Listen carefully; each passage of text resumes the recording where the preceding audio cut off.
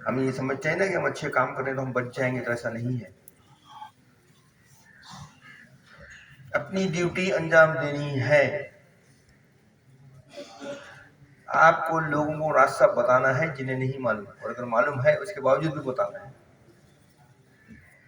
نیک عمل کرنے کا اگر سامنے والے کو پتا بھی ہے تب بھی آپ کو اس کو نیک عمل کرنے کی تب بھی تلقین کرتے رہنا چاہیے.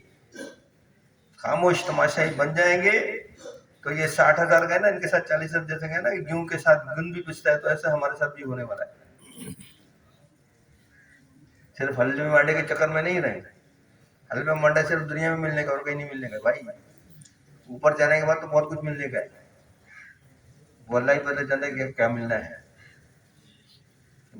تو کیا فرمایا کہ دوستانہ تعلق رکھتے تھے ان سے، یہودیوں سے، ان سے سب تعلقات رکھتے تھے نا. اور تمام خرابیاں دیکھنے کے باوجود ان کو تبلیغ و تنظیم اور جہاد کا خیال تک نہیں آیا، اور ہم کو بھی نہیں آ رہا. جہاد تو خیر بھول ہی جائیں، جہاد کے لیے تو ہم ہے ہی نہیں، وہ تو بھول ہی جائیں، جہاد کی تو بات ہی نہ کریں. یہاں کی جہاد ہوتی کیا ہے وہ تو بولنا بھی نہیں لفظ ہمارے سامنے. بہر دھاک سے بھی منقول ہے، دھاک وضو گزرے ہیں ان سے منقول ہے. سیدنا علی رضی اللہ تعالیٰ عنہ نے اپنے ایک خطبے میں اللہ تعالیٰ کی ثنا کے بعد فرمایا، اور سے سنیے گا کیا فرمایا، لوگوں تم سے اگلے لوگ اسی بنا پر ہلاک کر دیے گئے کہ وہ برائیاں کرتے تھے تو ان کے علماء مذہب و اہل علم خاموش تھے، جیسا آج خاموش ہے. جب یہ عادت ان میں پختہ ہو گئی تو اللہ تعالیٰ نے انہیں قسم قسم کی سزائیں دی. بس تمہیں چاہیے کہ بھلائی کا حکم کرو اور برائی سے روکو، کیونکہ اس سے پہلے کہ تم پر بھی وہی عذاب نازل کیا جائے جو تم سے پہلے والے لوگوں پر آیا تھا. اور یہ یقین رکھو کہ اچھائی کا حکم برائی سے ممانعت نہ تو ہم تمہاری روزی گھٹائے گا اور نہ ہی تمہاری موت قریب کر دے گا. یعنی اگر آپ برائی سے روکنے کے لیے جائیں گے کسی کو تو ایسا نہیں کہ اس سے تمہاری روزی میں کمی آ جائے گی، تمہاری برکتیں ختم ہو جائے گی، رزق میں ختم ہو جائے گا، یا تمہاری وہ ختم ہو جائے گی، یا تمہیں موت جلدی آ جائے گی. ایسا کچھ بھی نہیں ہے، سمجھے نا. سمجھے، برائی سے روکنے کا حکم اگر آپ دے رہے ہیں تو اگر آپ بھی سمجھے، میں سمجھ جاتا ہے مطلب کہنے کا مطلب سمجھ میں آئی بات آپ کو؟ کیا سمجھ میں آئی؟ برائی کو روکنا تو ہے، لیکن وہ جو اللہ میاں جو فرما رہے ہیں وہ اسی بات کر رہا ہوں کہ برائی سے ممانعت نہ تو تمہاری روزی کھٹائے گا اور نہ ہی تمہاری موت قریب کر دے گا. آئی سمجھ بات ہے؟ مطلب بھٹا خوری، دھمکی، آئندہ یہ لفظ نکلا ہے گولی مار دوں گا تم کو. آدمی ڈر گیا، بیٹھ گیا اندر جا کے خاموش.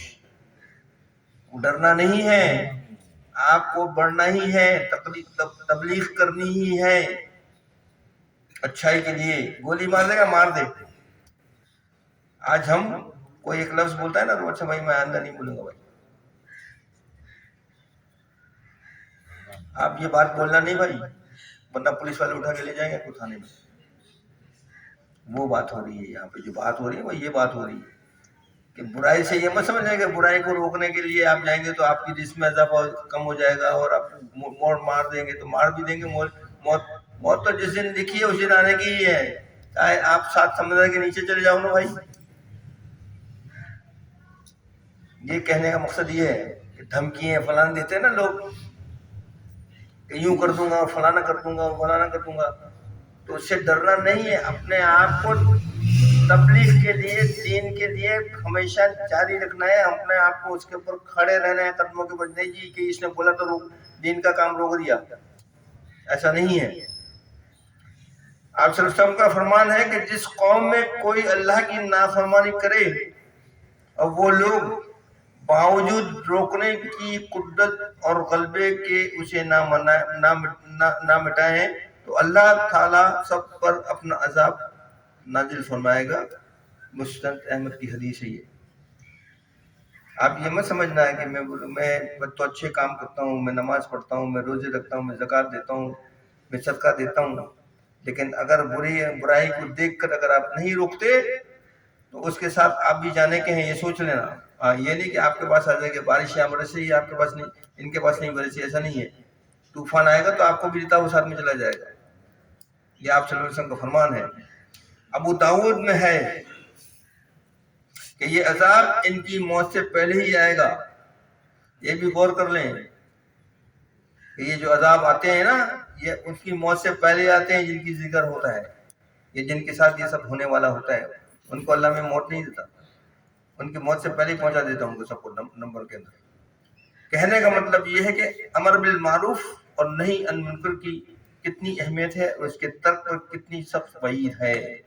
کہنے کا مقصد یہ ہے کہ نیکی کا کام، نیکی کا حکم دینا کتنی بڑی بات ہے، وہ کتنی بڑی اس کی اہمیت ہے، اور اگر آپ نیکی کا حکم نہیں دیتے تو اس کے لیے سخت وعید یہی ہے کہ آپ کے اوپر طوفان، عذاب، سیلاب،